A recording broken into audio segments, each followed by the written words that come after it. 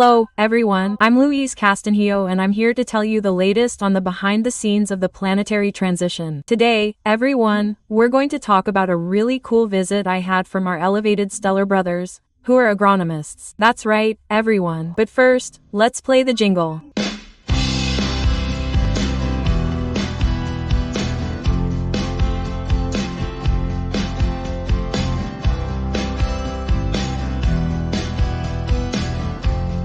So, before we get into the subject, I'd like to tell you that I'm going to unify the podcast content with the YouTube content, because you know that the podcast is older.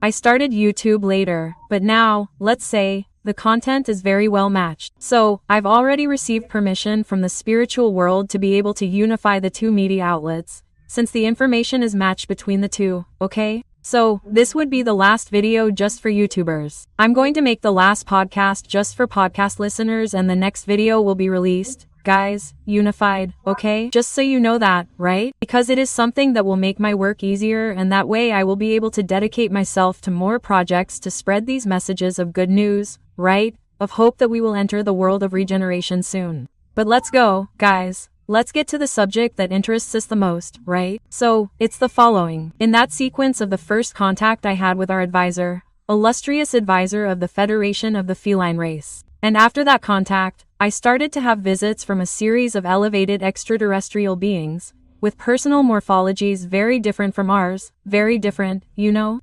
And so, in this case, the visit I received, right, was from Star Brothers, whose specialty, guys, is agronomy. Look how beautiful, right? Because first came the brothers who take care of fresh water, which I already told you about, insectoid beings of the arachnid class, right? Very dear, very friendly. And these are not far behind, okay? Very friendly and very affectionate. They introduce themselves very sweetly, always, people, with humility. It's something that impresses me, and they explain that they work, people, with the soil of our planet. Cool, right? They take care of the earth, keeping it fertile, keeping it suitable for the growth of plants, trees, fruit trees, the most diverse.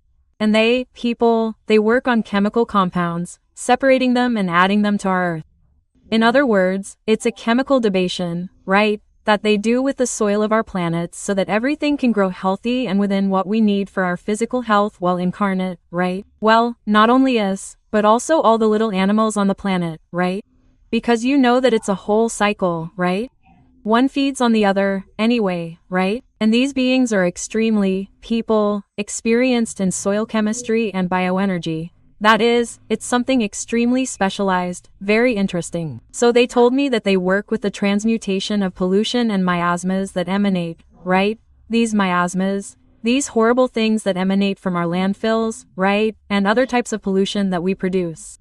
They also work with the issue of radioactivity that remains in the soil, which contaminates our soil as a result of these countless atomic explosions from tests and things that, unfortunately, we do, right? So, they work on all this from the soil's point of view, right?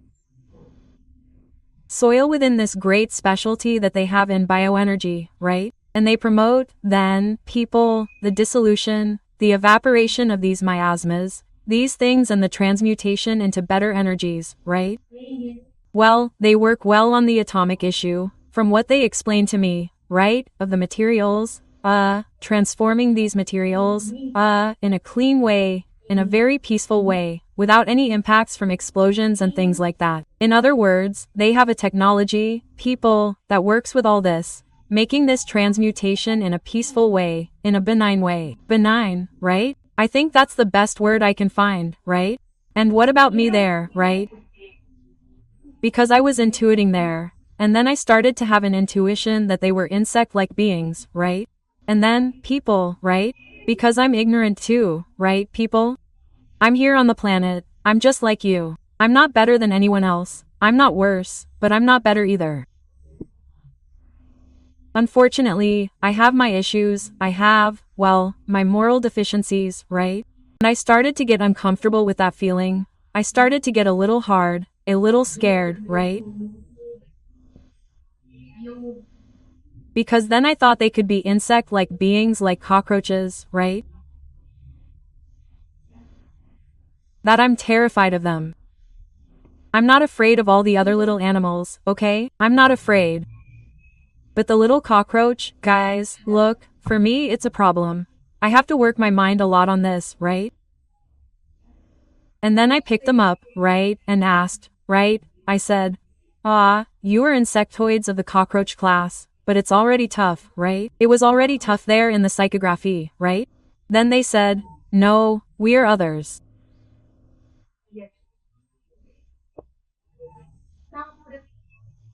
And we see that you are not yet ready to contact them, they are very wise and very humble beings and they know the great rejection that they cause in less evolved beings, right, like us, right, like me, right? I am a living example of this, right?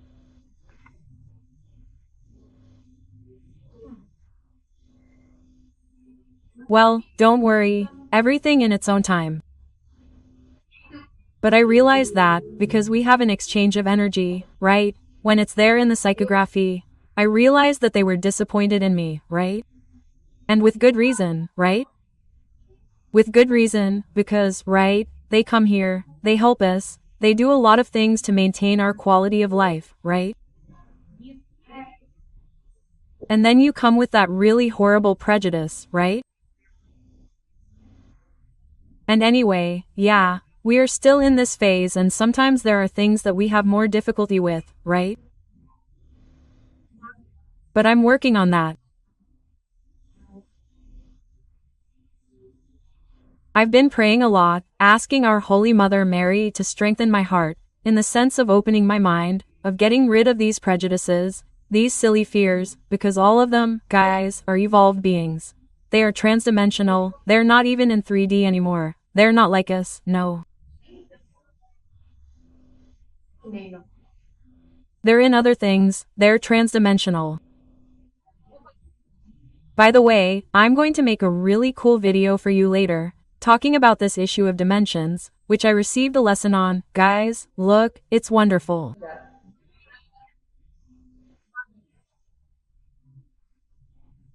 Another one of those messages that can be broken down into several, that I'm already working on these videos to put up as soon as possible so that you can also get to know and learn about these wonderful things. But I made this opening.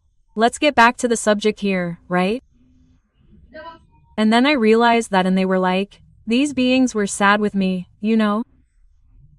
And then, oh, guys, I felt so embarrassed. Gosh, and I was upset with myself, you know? I was like, well, I was upset with myself, right? I said, wow, right? But what a thing, Luya, how ugly, right?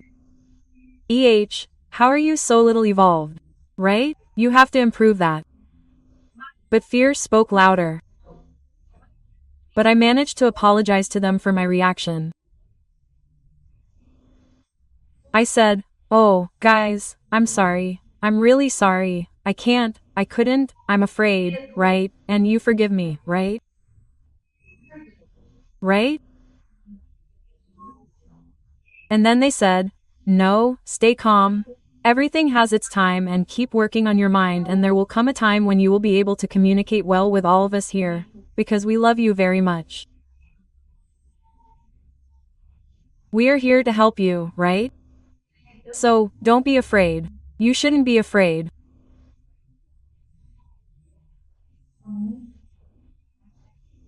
We do everything and we do everything very discreetly, in response to the request of your beloved Christ, that we not make formal contact yet, because it is not the right time yet, you are not yet ready for that, right?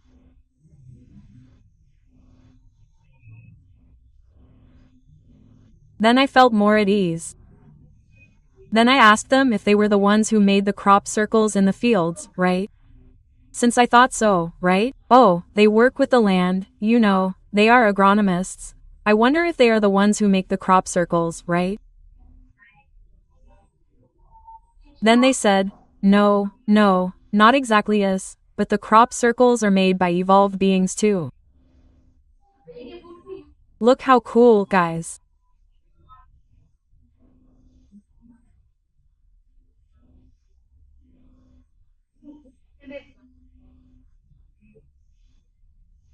So, the ones who make the crop circles are not the less elevated stellar beings, but the elevated ones who want to leave us, people, signs of their existence, so that we know that it is not only the non-elevated stellar beings that exist, but that the elevated ones exist, and that, regardless of this sinister pact that was made by some governments with these beings, the others, who are evolved, they want to communicate with us, they want us to know of their existence, right?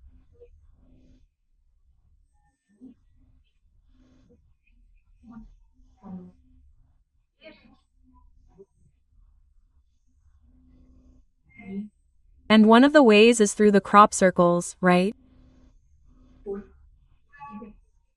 Because you know that these governments do a great job of misinforming the population. They do everything they can to prevent us from knowing about the existence of the elevated stellar beings, right? Because they want to be left only with the non-elevated ones because of, well, hidden interests of power and other things. So they have a very strong policy of misinformation. So they take the event, they distort it, they say it's a lie, they say it's true, they say it's a lie, so that people get confused, not knowing what to believe. They ridicule witnesses, they persecute these witnesses. Yes, it's something really sinister, really bad, and for which they will have to answer later, because you know, we are responsible for our sowing, right? The sower, she is free, but the harvest, folks, the harvest is mandatory. Everything that is planted is harvested. So, these governments that act this way, right, trying to obstruct information, they will reap what they are sowing, right? Well, anyway. So, guys, what they want to tell us is about their existence with the crop circles and that they are indeed watching us and protecting us, including protecting us from these non-elevated beings, right?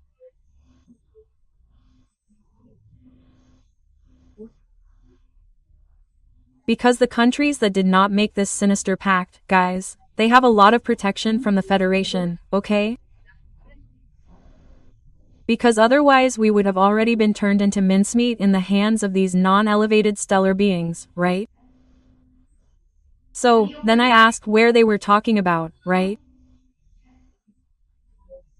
And they replied, look, we're talking about our ship that is at a great, great altitude. This ship is transdimensional and it is prepared for communications.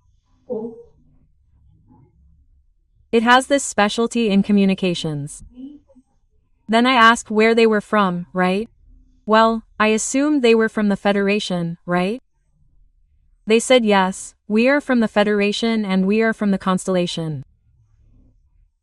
Our planet is in the constellation of Taurus and is very close to Aldebaran. We are even very good friends of the Aldebaran team, who we know you like a lot. Really, right, guys?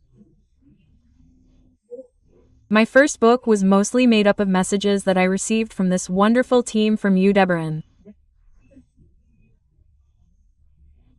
They were the first elevated extraterrestrial beings to contact me.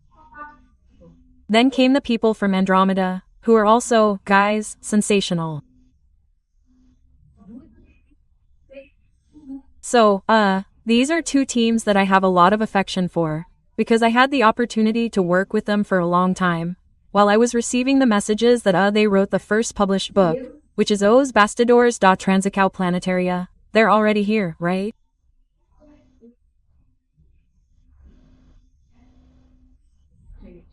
So, guys, they said goodbye, right? They said they only came to introduce themselves and to let us all know that they love us very much, right?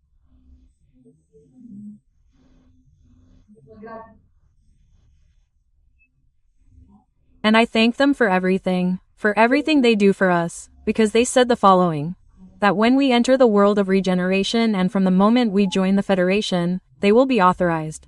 They will start the contacts protocols.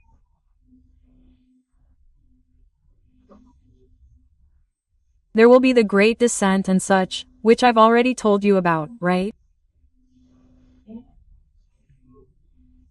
And they will then pass on to us all these fertilization technologies for the Earth, so that, guys, we will be able to transform this planet into a wonderful garden, right?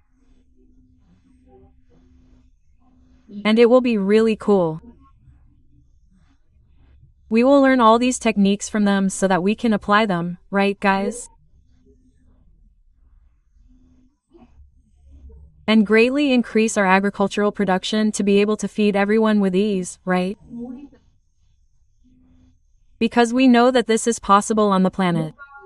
Contrary to what many people think, they say that with the intention of causing a commotion and such, it's a lie, people. The planet can easily support more than 11 billion beings, without any problems, okay?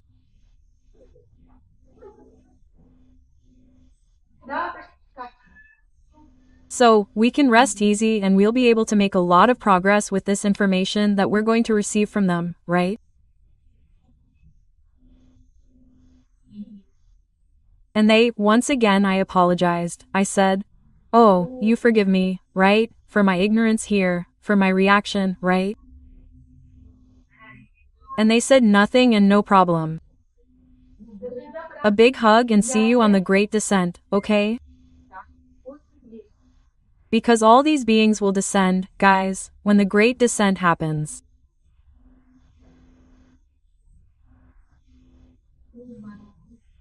This great descent will be a demonstration for us of all the different morphological types that we have, right?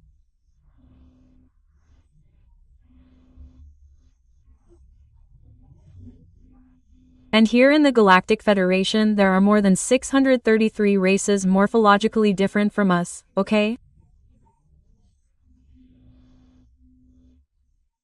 In terms of components, it's a lot more, but there are many beings that have, let's say, a morphology similar to ours, like for example, the people of Aldebaran.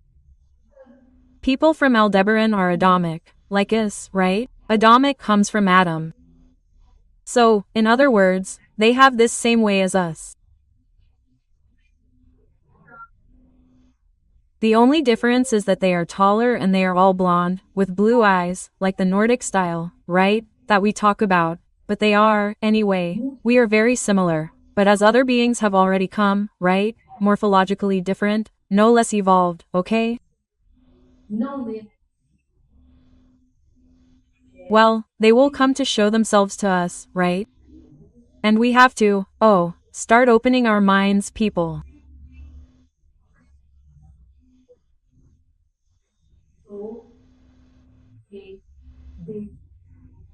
Let's open our minds, because the feline counselor said that God places beings in nature that exist, of course, in a primitive form, very primitive, but with the morphology that exists of beings much more evolved that are spread throughout the universe, okay?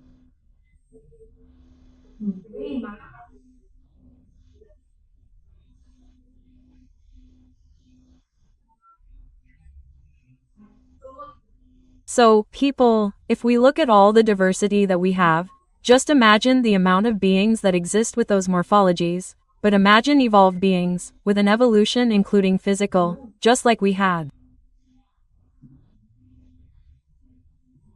We came from monkeys, we had tails, we were hairy, right? And we didn't even walk upright. Our thumb was not opposable. Our thumb was like the monkeys. Until a certain point in evolution came when it became opposable, which allowed us to do more precise work and start our evolutionary process. So, with them, people, it's the same thing. Some beings like these lose their antennae, others lose their wings anyway.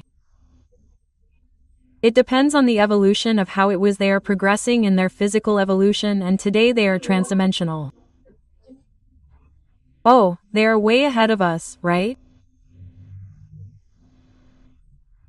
And then they said goodbye very happily, very affectionately. But I saw that they were kind of sad with me. I noticed and I was sad with myself. I was like, you know when you get embarrassed? I was kind of withered with myself, right? And then I received another message, this time from my mentor, my dear Lieutenant Captain Joao, who has been with me since the beginning of the work with the team, the entire team of the Second Empire, who helps me a lot in this matter.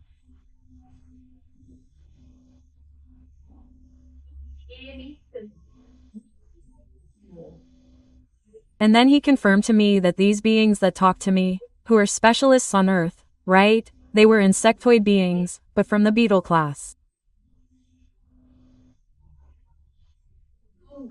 Look how interesting, guys. Of course, I imagine that they have a physical evolution like that, right? That they develop little hands, fingers, everything, right? But they must also have several little arms, right? Just like beetles, right? And so, I'm not afraid of little beetles. I've saved a lot of poor little beetles, right? Because sometimes they fall on their backs, right? And their little legs are up. Then I take a little leaf, something, and turn them over so they can fly away. But the beetles, guys, are very admired for them, because beetles have no aerodynamics whatsoever to fly. If you look at a beetle, its wings are small, it's blunt, it's heavy because of that keratin shell it has, tiny wings, and it flies. So, if the beetles knew that they were not aerodynamic, they certainly wouldn't fly, but since they don't know, they fly, right? This is actually used a lot, guys, because I come from the business administration area, right? And we use this metaphor a lot to explain it like this. Look, don't think that you can't do things. Do it, keep doing it and it will work out, right? Just like little beetles, right? They have no aerodynamics at all, and yet, people, they fly, right? And they go away, right? So, people, I found this message from them very, very beautiful. And there will be more contacts with beings out there, you know, people? It doesn't stop there, okay? I really appreciate your attention. I ask you, please, subscribe to the channel, people. Those who watch my videos and aren't subscribed, please subscribe, because I'm now aiming to reach 15,000, 1,000 subscribers, right? We already have 13,000, but I need more subscribers because this number is a significant number for YouTube. If I reach this number, the videos will be shown to even more people. And that's what we need to do. We need to work on spreading this message of good news, of knowing that we are not alone in the universe.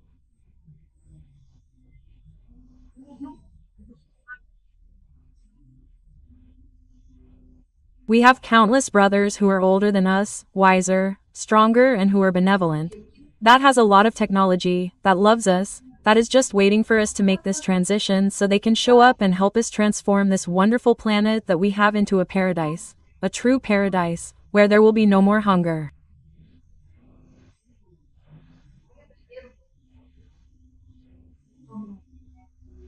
There will be no wars, where everyone will have everything they need to live. Everyone will have the opportunity to study, to progress, to discover things within their preferences, because God, people, is wonderful and so is our Christ. So they let us develop in what we like the most and we just keep growing, evolving. People, this is very beautiful. It's very beautiful. Okay, so that's it, folks. I hope you enjoyed the video. I'm Louise Castanhedo and I hope to see you every Tuesday and Saturday here on this channel. If anyone wants to buy the books, guys, the links to purchase them are in the description of all the videos I make, okay? So, a big kiss, have a great week and see you then.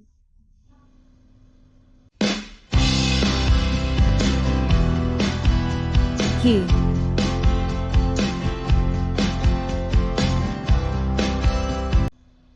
Hello, everyone. I'm Louise Castanhedo and I'm here to tell you the latest on the behind the scenes of the planetary transition.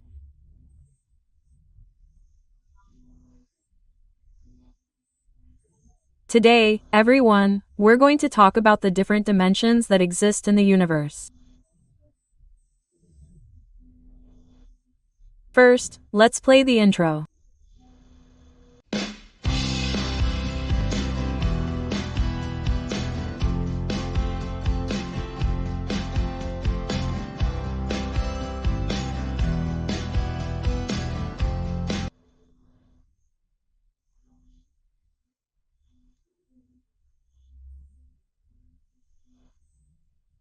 So, everyone, this video is the continuation of our video number 78. Do you remember that I started to convey the message of a luminous entity, right? In the video where I talked about the Christs and planetary evolution, right?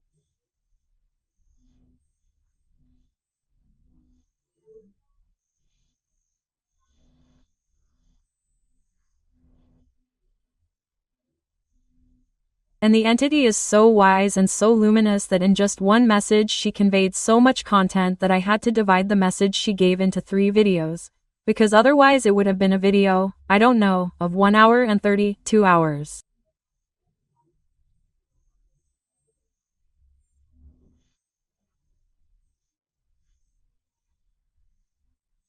So, to make our lives a little easier, since I know you also have busy lives, I thought it would be better to divide it into 3 videos so that I could explore a little better the different subjects on which she gave a real lesson, right?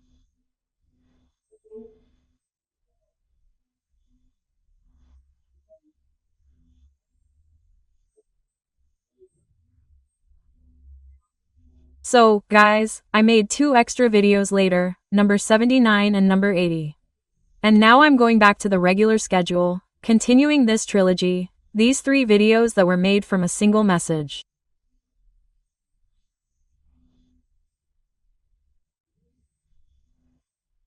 Okay, right? Well, this entity that gave this message, she is an entity. I don't think I even told you in video number 78, but today I'm going to tell you, right?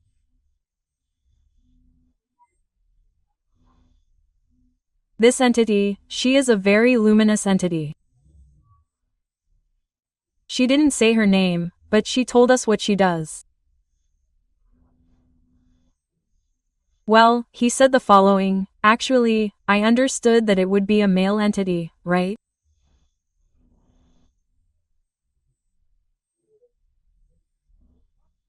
Well, he said that he is the lord of the planet's weather and climate and that he is part of the team of direct assistance of our beloved Christ.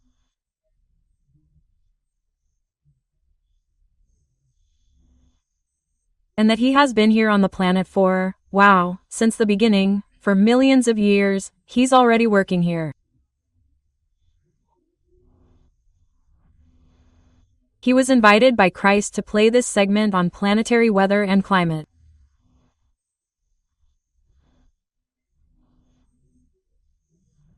And he has been performing this role with a lot of love, as he himself told me, that they are people of such humility, of such simplicity that I am amazed, right?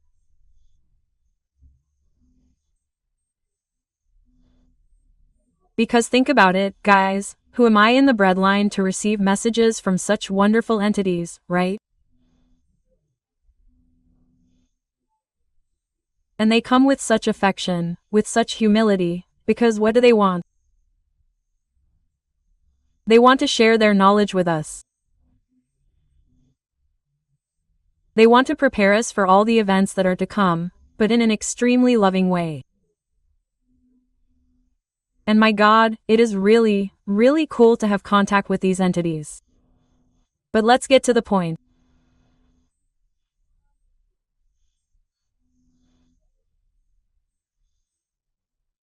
And the subject he touched on, guys, is a very interesting subject, because he explained that as the races on the planets evolve, there will no longer be a need for material incarnation, right?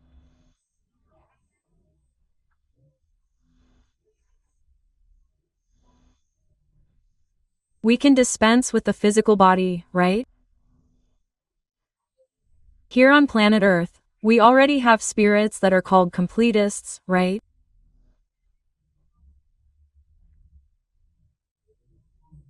These are spirits that are already living their last incarnation here and will no longer need to return to this cycle of reincarnations to learn, right?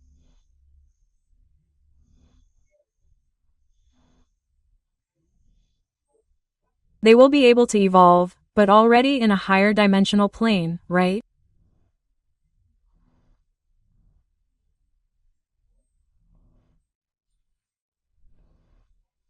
So what he explained was this, that these beings, right, then start living in another dimensional stage, right, and that there are several dimensions that are increasingly elevated.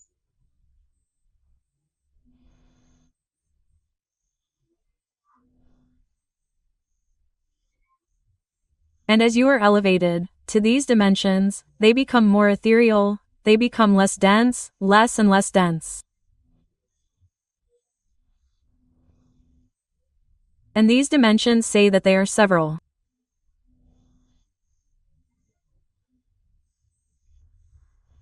And as you go up a stage, right, like on a ladder, right, you climb a step on that ladder, and when you are at the top of that step, you look down and you see the steps that are below you.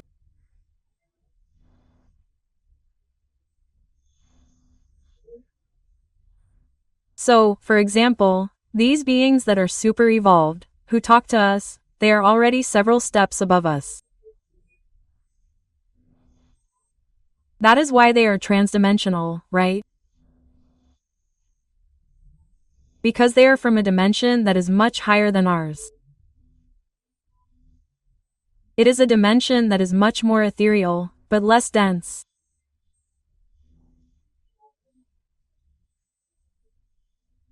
And as you climb this ladder, this dimensional scale, you will be able to see the dimensions that are below you, right?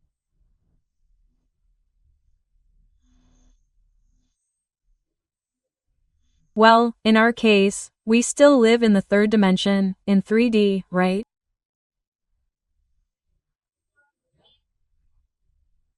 We still need physical bodies so that we can manifest, learn, and evolve.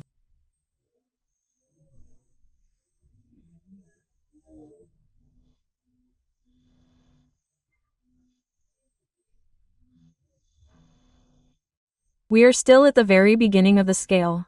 But when we disincarnate, we can see the very few dimensions that exist below us, and which are, precisely, since we are at the very beginning of the scale, we can only see, people, the dimensions of beings that are transitioning from the animal world to the nominal world, so to speak.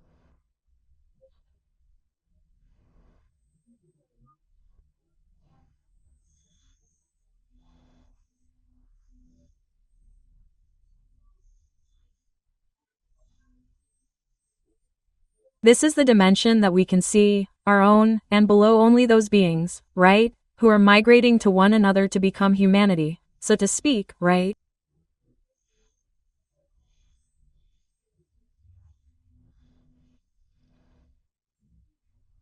So, people, this is the thing, it happens this way. So, those who are already on a step, on a higher level, look down and can see all the dimensions that are below them, which are several.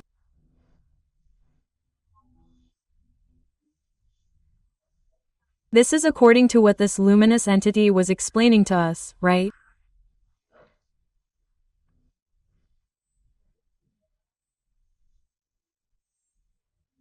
And then he wants to see, he even said, look, I said that the only dimension that we can see best is precisely that of the elementals, right?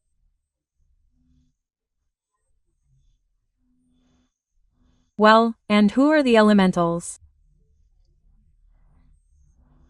The elementals are these beings that exist in nature and that many people can see them. Sometimes, even when incarnated, the person can see that they are, and they receive many names, right? Well, they are the undines, the elves, the fairies, the goblins, right?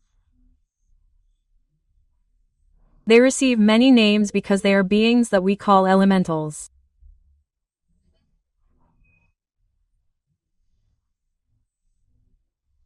They are, let's say, on a scale aspiring to enter the human kingdom, right?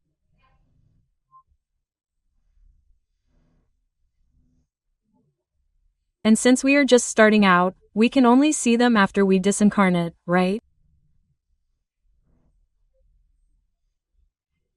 Because it is forbidden to go up, we cannot see them because they are dimensions, they become more and more ethereal and then they leave our range of vision and hearing.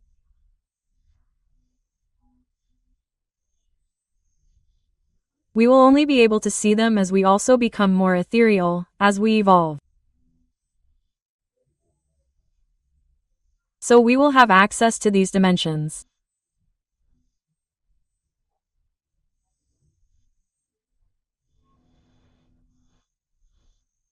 There is a very interesting example in the book Cam Lur o no Solar, right, which was psychographed by our dear Chico, which has a passage in which Andre Luis, he lives there in the Colonia no Solar, and after a night of work in those chambers that receive spirits that come from a heavier brow, right, and he arrives very tired in his quarters and he sleeps, he lies down and sleeps.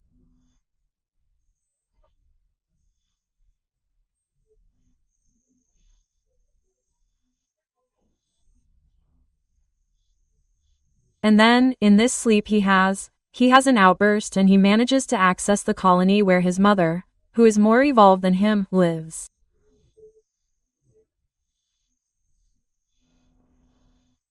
And why?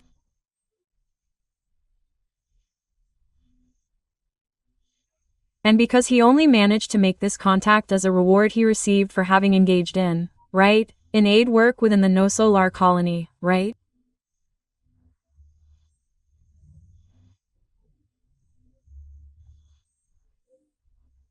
He leaves behind his pride as an earthly doctor, right? There he had all that status on earth. He leaves everything behind and goes to help within these recovery chambers that exist in the No Solar colony.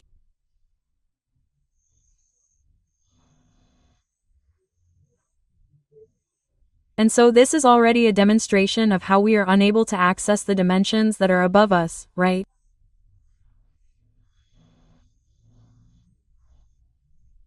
And the spirits themselves that are evolved, they can see all these dimensions downwards. And the person has to be spiritually prepared for this, because I keep imagining, it must be crazy, right? You see 3, 4, I don't know, 5 different dimensions, all at the same time, it must be crazy, right? So, the being has to have a very high spiritual and moral preparation to be able to have access to so much information like that, right?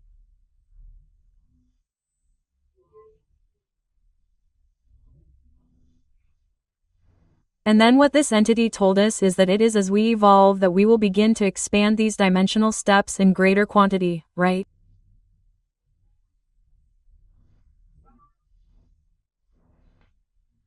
And, by the way, he also mentioned it. I thought it was so beautiful, because it is just like what happened with Andre Luis, my dear mentor, Captain, Lieutenant Joao.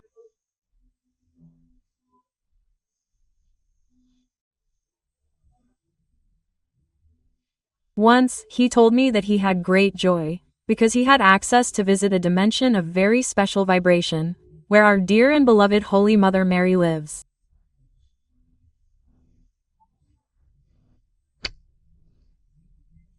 Look how cool, right?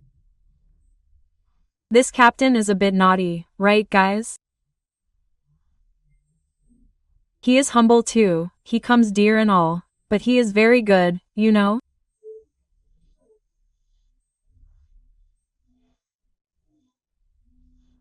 Because to have such an honor to be able to land in a place in the astral where our dear Mother Mary lives.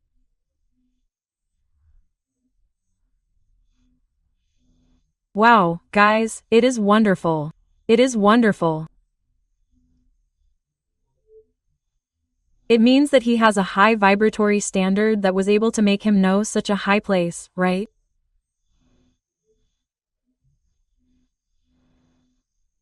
So, high spirituality, it does these things.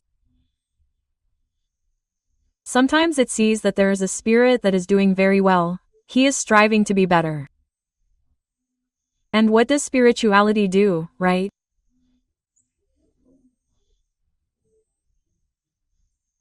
Let's take him to see there. So he can see how good it is, how wonderful it is, because then that will be an incentive, right? So that each time this spirit strives to improve more and more, right?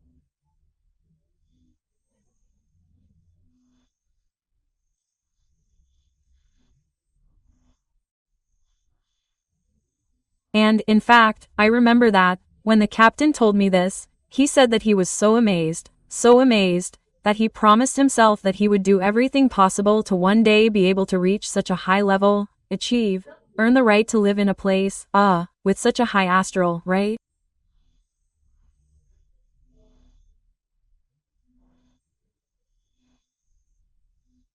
So, these stories are very beautiful, right?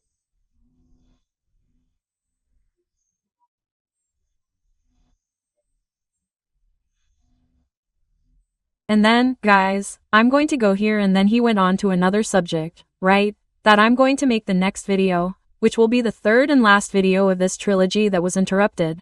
Because two very urgent matters came up that I needed to pass on to you, right? Which were precisely these extra videos from the previous week and the week before, right?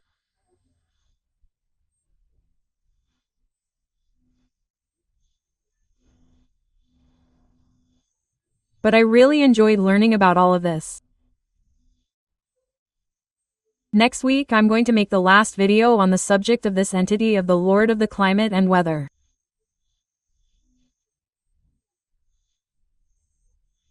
Because I left it for last, because in the last one he talked about the climate of the planet, how the climate will be on the planet, which by the way we're already starting to have some samples, right? Rain in Dubai, rain in the desert, anyway, right? Well, these are climate changes that are happening and all of this is predicted within the climate model that the Lord of the Weather and Climate conducts, right? And study program, right?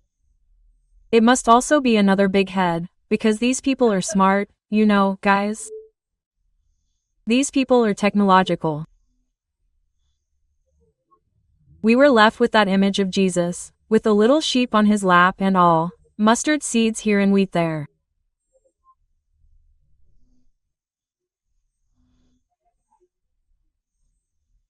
But in truth it was because it was the language we understood, but they are extremely advanced beings, endowed with very high technology, which we can't even dream of, we can't even imagine, right? Their size, their level of intelligence and the technology they have at their disposal, right?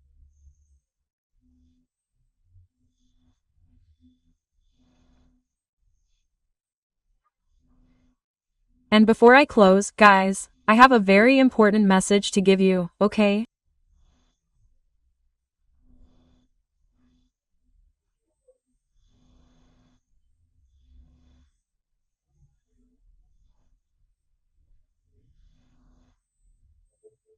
A wonderful entity, Saint Sebastian, returned and thanked us, saying that prayers in Rio de Janeiro have increased a lot, but that more prayers are still needed to reach a certain level so that the energetic cleansing of the city can happen more quickly.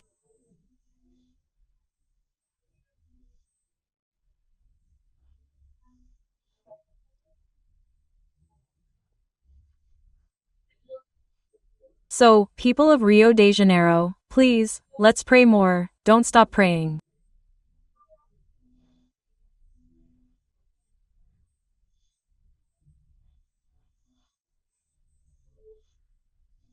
Ask Saint Sebastian, our Lord Jesus Christ, and our dear Mother Mary to protect your beautiful city, so that it may be purified, so that its entire psychosphere may be relieved of this great amount of miasmas and heavy energies that are hanging over the city, okay, guys?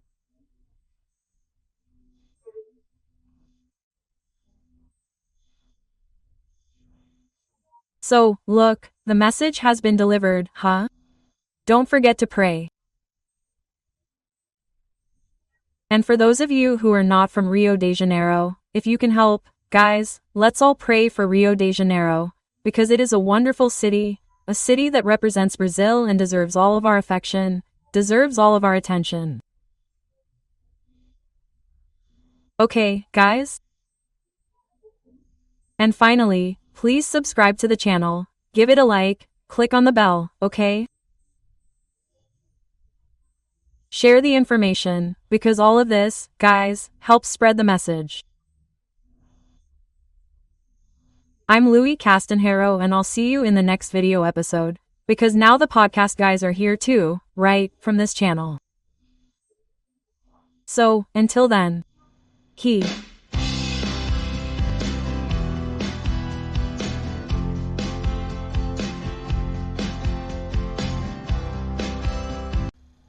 Olá pessoal, eu sou a Louise Castanhedo e eu estou aqui para contar para vocês as novidades sobre os bastidores da transição planetária.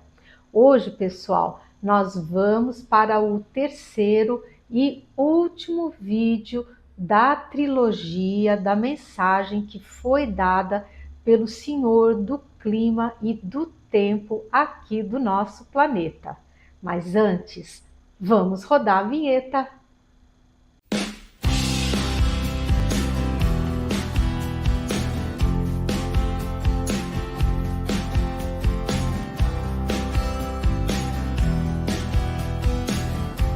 Então, pessoal, primeiro gostaria de cumprimentar todos os meus ouvintes do podcast aqui do YouTube, agradecendo a vocês a audiência. E também porque as inscrições do canal, elas estão aumentando. Então, gente, por favor, se você ainda não é inscrito aqui no meu canal, aproveite agora, se inscreva, dê lá o seu likezinho, porque isso ajuda muito a divulgação da mensagem para mais pessoas. Uma mensagem de esperança que fala sobre a boa nova, que fala sobre a nossa entrada, o nosso ingresso no mundo de regeneração, né? Então, feita a nossa propagandinha, vamos ao assunto então.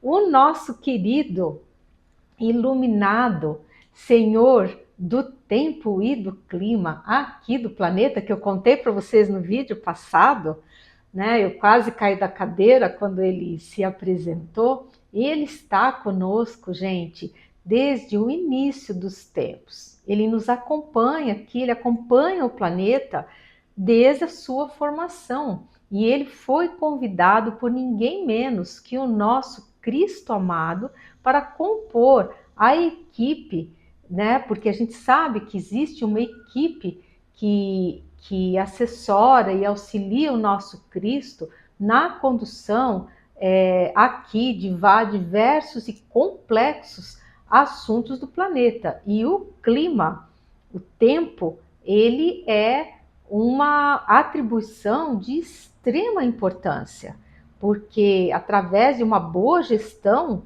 é que se permite a existência da vida aqui, né, encarnada, né?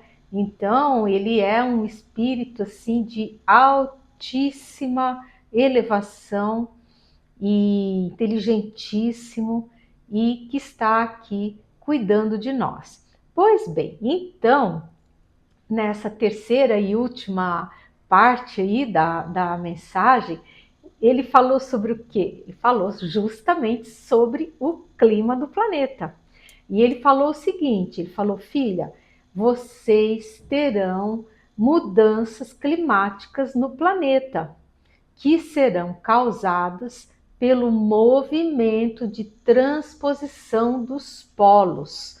Gente, o que é esse movimento de transposição dos polos? Ele é um movimento aonde o eixo axial da Terra, que é inclinado, vocês sabem que o nosso eixo axial ele é inclinado. A Terra tem uma inclinação de aproximadamente 23 graus. E esse eixo, gente, ele gira. O planeta, além da rotação dele e da translação, ele tem esse movimento que é chamado movimento de transposição dos polos, aonde ele gira como se fosse um peão. Ele gira, né? Ele gira. E cada giro desses é extremamente lento. Para ele dar uma volta completa, são cerca de 25 mil anos. né? Isso segundo o que a nossa ciência já apurou. E esse movimento, apesar dele ser muito lento, ele é o responsável por grandes mudanças climáticas no planeta, como, por exemplo, as eras glaciais e o degelo. Então agora nós estamos vivendo praticamente o final da era de degelo. Por isso, pessoal, que as temperaturas sobem, as coisas tá mais quente, os gelos estão derretendo, né? Aí fica todo mundo fazendo aquele monte de catastrofismo, porque o ser humano, não sei o quê. Em vez de falar da poluição, ninguém fala da poluição. Ninguém fala lá da ilha de plástico lá, que tem um tamanho maior que o território da França. Isso eles ficam bem quietinhos, né? Eles ficam falando que o ser humano, que o progresso está fazendo com que esquente a atmosfera. Mentira, não é por causa disso. A atmosfera, ela esquenta porque está havendo esse movimento de transposição dos polos, né? Então nós estamos no final, digamos assim, da época quente do planeta, e como consequência nós vamos ingressar no futuro uma nova era do gelo, que é absolutamente normal dentro da evolução climática do planeta. Então, o que ele falou foi o seguinte: não é uma coisa que vai acontecer amanhã, esse é um movimento ele é um movimento geológico, ele vai levar o seu tempo, que eu acredito que vão ser ainda, talvez até umas 2 centenas, 3 centenas de anos, mas ele já está começando a se fazer sentir, né? Porque quando o eixo ele atinge um determinado parâmetro, ele começa a influenciar na velocidade das correntes marítimas.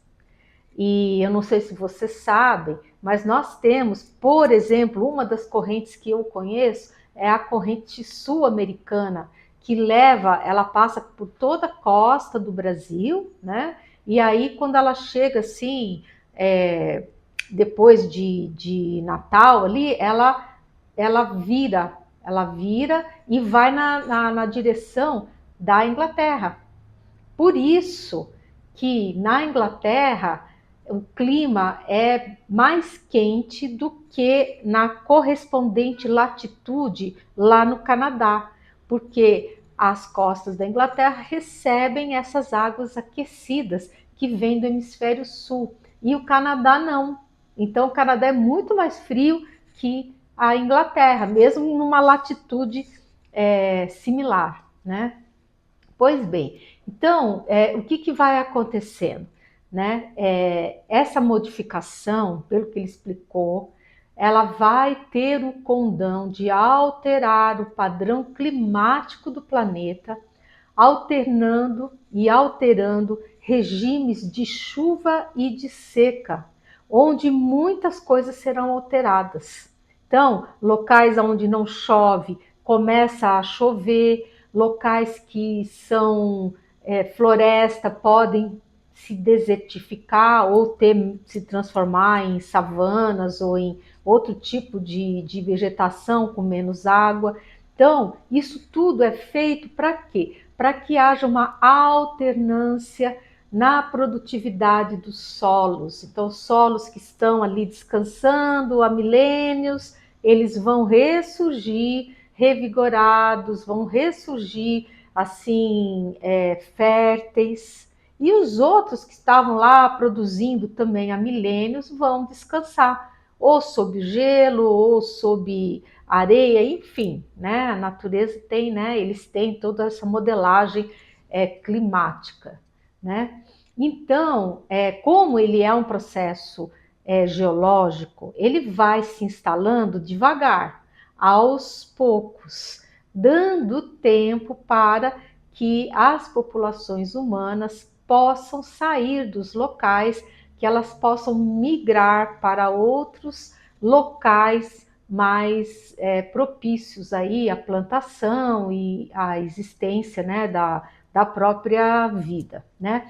E ele falou assim, olha, filha, eu digo isso para os que serão mais afetados. E aí ele deu uma notícia sobre o Brasil. Ele falou, olha, o Brasil, no caso, não será muito afetado.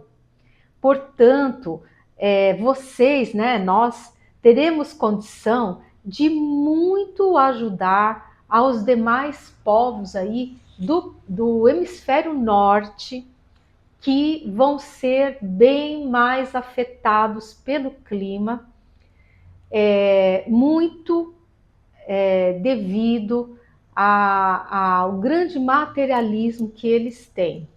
Então, esses países onde não existe muita oração, não é pedida muita proteção, a natureza, então, ela vai correndo dentro do que está previsto mesmo, né? E provavelmente vai haver um êxodo muito grande de pessoas dessas áreas para áreas mais quentes, para áreas melhores, né? E no caso eu fiquei muito feliz, né, que ele falou que o Brasil vai conseguir manter uma boa área de plantio, vai conseguir continuar plantando e colhendo, e que com isso vai poder ajudar muito a esses países que vão ser bem mais afetados pela questão do clima, né?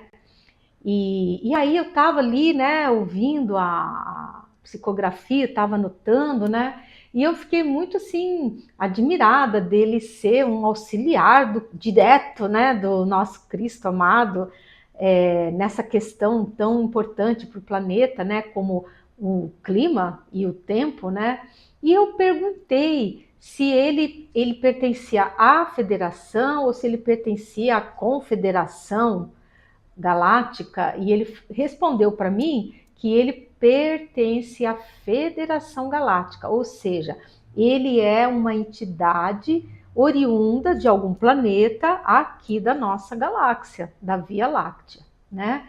Então ele contou que ele pertence à federação, mas que ele está incorporado à equipe do nosso Cristo nessa questão do clima, né?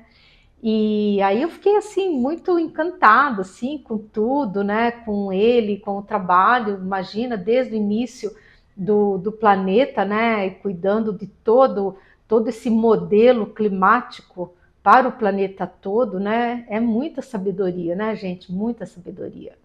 E ele, naquela humildade dele, né? Ele falou: ah, que é isso, filho? Eu faço apenas o meu trabalho com muito amor e dedicação ao vosso Cristo, que é um espírito muito querido e de altíssima luminosidade. Como poderia eu recusar um convite feito por ele? Ai, eu achei tão lindo, né, gente? Muito bonito, né?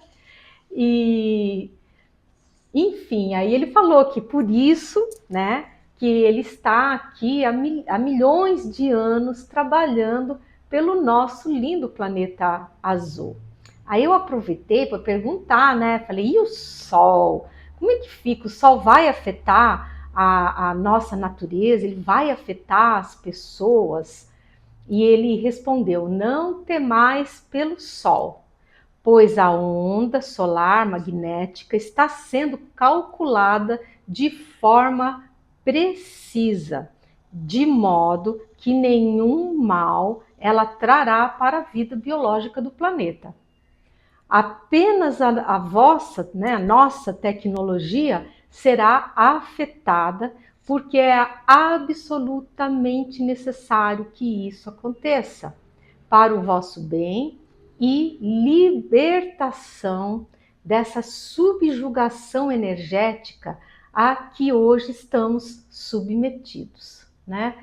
E aí ele fez uma referência à energia deletéria, que está aí, infelizmente, circulando ainda, né? Já houve o desmonte da rede que jogava energia sem parar, mas mesmo assim ela parou de aumentar, mas o que restou está aí nos nossos sistemas elétricos de telecomunicações e vem através dos nossos celulares. Então, pessoal, tem que tomar cuidado, viu, gente? Muito cuidado. Não exagerem nas telas, não exagerem.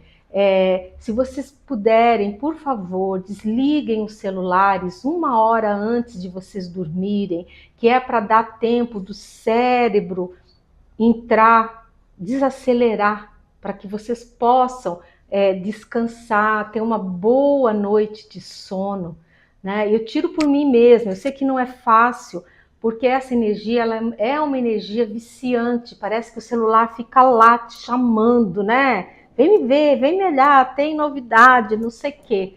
Então a gente tem que fazer um esforço no sentido da gente se impor. Nós é que temos que nos impor ao equipamento, não o equipamento se impor junto a nós, né? E tem pessoas que estão assim extremamente viciadas, que se você tirar o equipamento da mão deles, a pessoa tem uma crise, ela tem um ataque, porque não está com o celular ali do lado, né? Ou seja, já está num grau de viciação energética muito alto. Então, pessoal, cuidado com as crianças, por favor, não deixem as crianças ficar tempo demais. E nós também temos que nos cuidar. É claro que o celular tem um lado muito bom. Olha, eu, por exemplo, estou me comunicando com vocês através de estudo, né? Mas a gente tem que usar isso a nosso favor. A gente que tem que ser, a gente que tem que comandar isso. Nós não podemos ser comandados. Então, não fiquem tempo demais e principalmente à noite, antes de dormir, deem a oportunidade para os cérebros de vocês darem uma desacelerada, que é para que vocês possam ter noites de descanso real, né? Então, gente, é isso, né? Nós vamos já estar prestes a ingressar no mundo de regeneração. Estão vindo muitos irmãos evoluidíssimos de luz que virão se encarnar junto a nós. Isso o Divaldo já falou, né? Ele disse que são espíritos que virão de Alcione, e Alcione é a estrela principal ali das Pleiades, né? Ou seja, nós vamos ter um encarne em massa de seres pleiadianos maravilhosos, evoluídos, que vão se encarnar entre nós para nos ajudar a implantar esse novo mundo de regeneração. Mas para isso, gente, eles precisam nascer. Eles precisam nascer. E os pleiadianos vieram em mensagem e eles explicaram que eles estão tendo dificuldades para encarnar a quantidade de seres que precisam vir devido, gente, à infeliz prática do aborto. Então, pessoal, sabe, manifestem-se contra isso, porque isso, gente, está prejudicando a vinda de seres muito luminosos que vêm para nos ajudar. Vamos orar, vamos nos posicionar, sabe? A gente tem que se posicionar, a gente tem que ter coragem, porque existe um policiamento ideológico muito grande por aí. Quer dizer, a gente abre a boca para falar alguma coisa, já aparece 10 para dizer que a gente é nazista, que a gente é isso, que a gente é aquilo.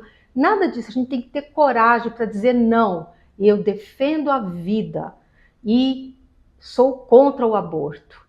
A gente tem que dar um jeito, né, da sociedade ter condição de acolher essas crianças, né? E temos hoje em dia também uma forma muito boa de até evitar. Você não precisa assassinar um serzinho, coitadinho, que não tem nem como se defender, né?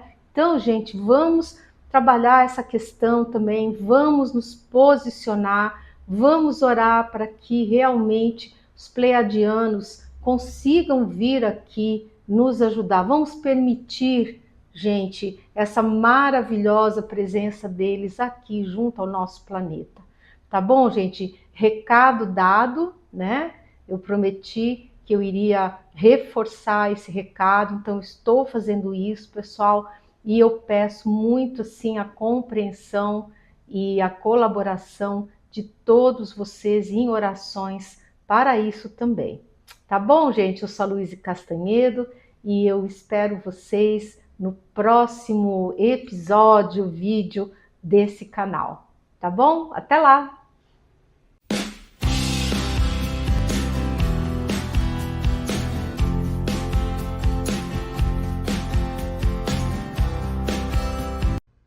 Hello, everyone. I'm Louise Castanhedo and I'm here to tell you the latest news about the planetary transition. And today, everyone, I'm going to fulfill the promise I made in the previous video and I'm going to tell you what the arrival of our beloved Christ on our planet will be like. But first, let's play the intro.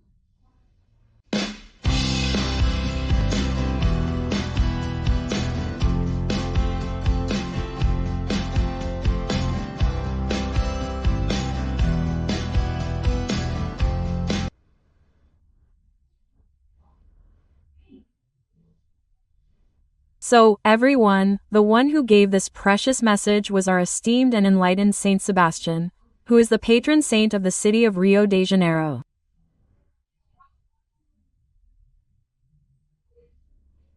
And what did he say?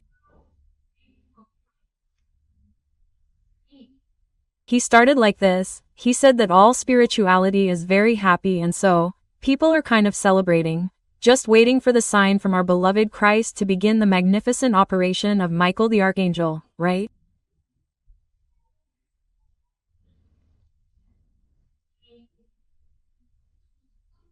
And he said that everything is ready, just waiting for the precious order from our Christ.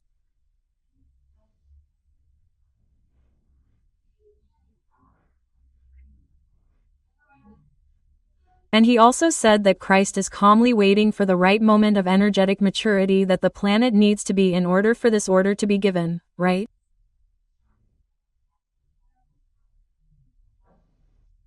What does that mean, people? The operation of Archangel Michael is very close, because apparently, from what he said, everything is ready. Everything is ready. There is nothing left to do. Now we just have to wait for this energetic maturation so that the beginning can be given, right? So that the order for the beginning can be given.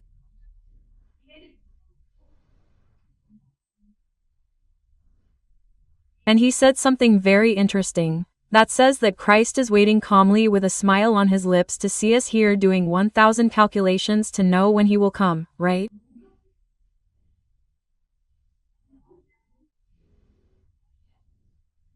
And that he really compares us, because they say that we are children, right? There are a bunch of children who get extremely anxious. Children are anxious when they know that there is an event coming up, right? So you put the children in the car and you are going there and what happens? Oh, we are already here. There is still a long way to go. Oh, why is it taking so long? Oh, why haven't we arrived yet? It's the same thing, right? From what he said, I found the comparison he made very interesting.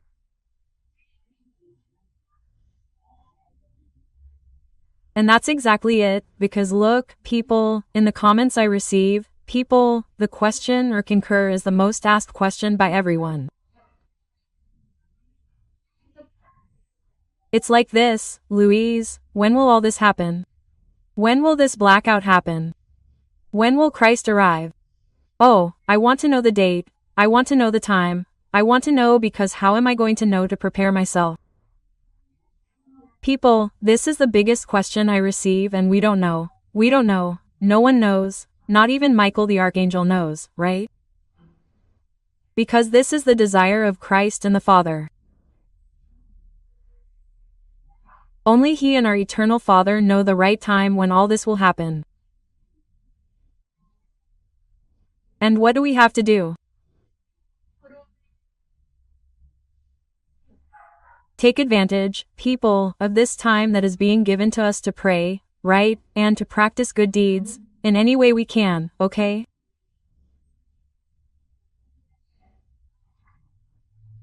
Because you know that charity doesn't necessarily need money to be done, right?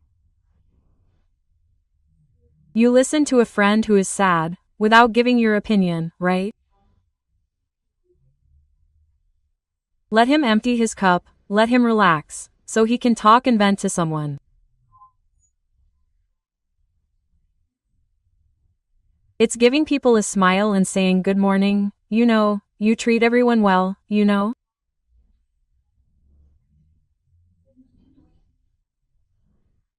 That, folks, is very important and really helps to elevate our psychosphere, the psychosphere around us, right?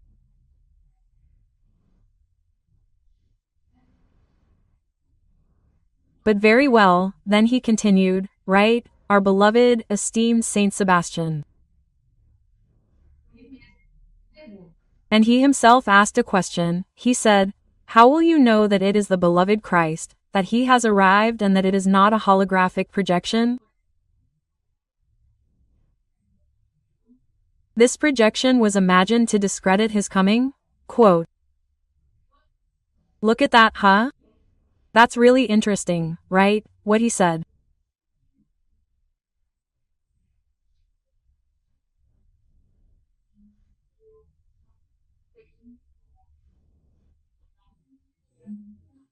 But he said that we will recognize Christ, yes, by his powerful aura, by the magnificent energy that emanates from him, and that he says will envelop us all, and that, at the moment that we are enveloped by this aura, well, this aura will induce us, people, to reflect on everything, our mistakes and our successes, and that many of us will, be taken by such strong emotion that we will cry.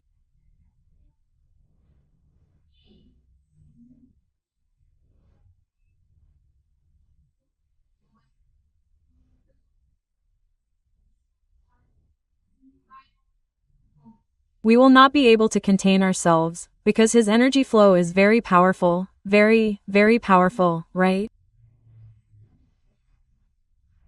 So, yes, we will recognize him by his energy, okay? By the emotion that will take over us, right? And as it was said before, right? He will not reincarnate again on the planet because there will be no more need for that. What will he do? He will materialize.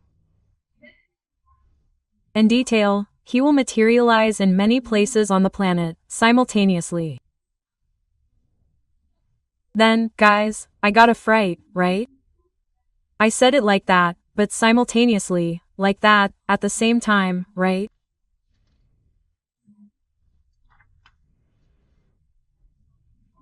And then, Saint Sebastian replied, yes, yes, it will be simultaneously, because our beloved Christ, he has the gift of ubiquity extremely developed, given his immeasurable evolution, right?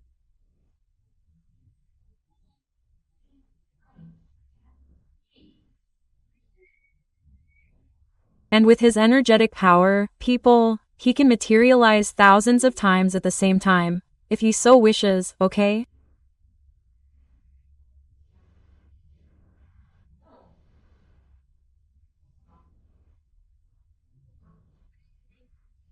So, in this way, our beloved Christ intends to make himself visible to humanity as a whole, so that he will, people, materialize in all continents of the world, in all countries, okay?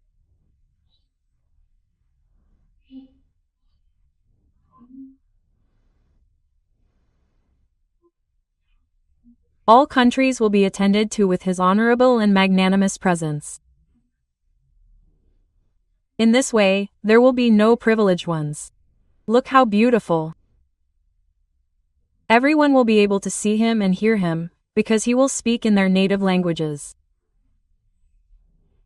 People, sensational, right? Because the power of our Christ, people, it is immense, it is enormous. We have no idea of the spiritual quality of our Christ, okay?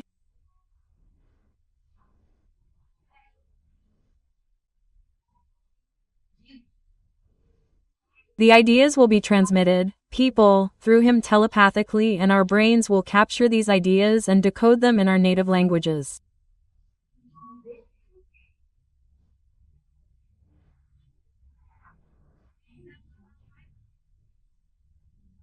And you won't need to be a medium for that, guys, because the power of Christ is so strong, he's so great, that he's going to command this event, guys, no problem.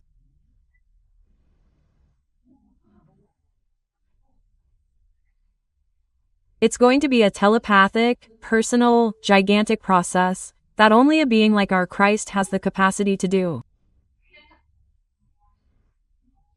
Okay?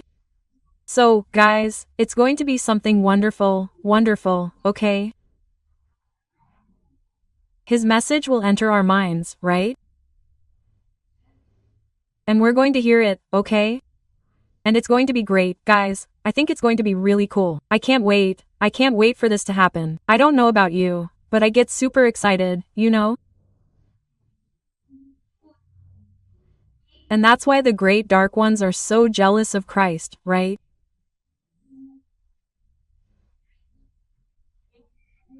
Because they don't have this power, they can't. They're not even close to having a gift of ubiquity. Ubiquity, guys, is only achieved by spirits who are already very high evolution.